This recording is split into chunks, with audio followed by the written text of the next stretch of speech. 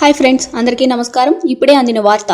ఏపీలో మరోసారి ఎన్నికలు షెడ్యూల్ వచ్చేసింది. ఈ వివరాలన్నీ తెలుసుకునే ముందు ఈ వీడియోని ఎక్కడ స్కిప్ చేయకుండా కంప్లీట్ గా చూడండి ఫ్రెండ్స్. అప్పుడే మీకు కంప్లీట్ ఇన్ఫర్మేషన్ అనేది తెలుస్తుంది. అలాగే ఇప్పటి వరకు మన ఛానల్ ఎవరైతే సబ్స్క్రైబ్ చేసుకోలేదో దయచేసి సబ్స్క్రైబ్ చేసుకోండి. అలాగే లైక్ చేయడం మాత్రం మర్చిపోకండి ఫ్రెండ్స్. ఇంక వీడియోలోకి వెళ్ళిపోదాం. ఆంధ్రప్రదేశ్లోని ఎమ్మెల్సీ ఎన్నికలకు షెడ్యూల్ వచ్చేసింది.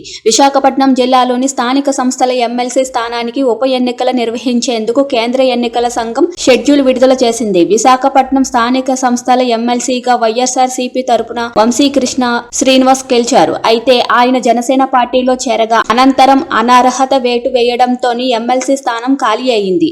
ఆ ఎమ్మెల్సీ స్థానానికి ఉప ఎన్నికలు నిర్వహించేందుకు షెడ్యూల్ వచ్చిందని విశాఖపట్నం జిల్లా కలెక్టర్ హరీంద్ర ప్రసాద్ తెలిపారు. ఆగస్టు 6న ఉప ఎన్నికల నోటిఫికేషన్ విడుదలవుతుంది. అదే రోజు నుంచి నామినేషన్లకు స్వీకరిస్తారు. ఆగస్టు 13వకు నామినేషన్లకు స్వీకరణకు గడువు ఉంది. 14న పరిశీలన, ఆగస్టు 16న ఉపసంహరణకు గడువుగా నిర్ణయించారు.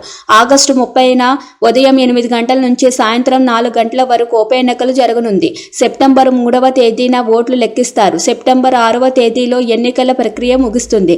ఉమ్మడి విశాఖపట్నం జిల్లా పరిధిలోని ఈ ఎన్నికలు జరుగుతుంది. అంటే విశాఖపట్నం, అనకాపల్లి, అల్లూరు సీతారామరాజు జిల్లాలో పరిధిలోని మున్సిపల్ కార్పొరేషన్లు, మున్సిపాలిటీలు, జిల్లా ప్రజా పరిషత్తు, మండల ప్రజా పరిషత్తు సభ్యులు కలిసి ఎమ్మెల్సీ ఎన్నికల్లోని ఓటు హక్కు వినియోగించుకుంటారు. ఈ ఎమ్మెల్సీ ఉప ఎన్నికల్లోని గెలిచిన వారి పదవి కాలం 2027 డిసెంబర్ 1వ తేదీ వరకు ఉంటుంది.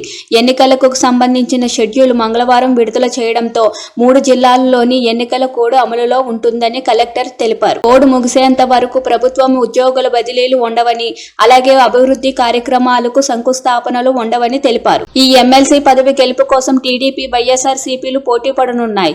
దీంతో ఈ ఉప ఎన్నికలు ఆసక్తికరంగా మారింది. రెండు పార్టీలు ఎవరిని పోటీ చేయిస్తుందో అనేది చూడాలి.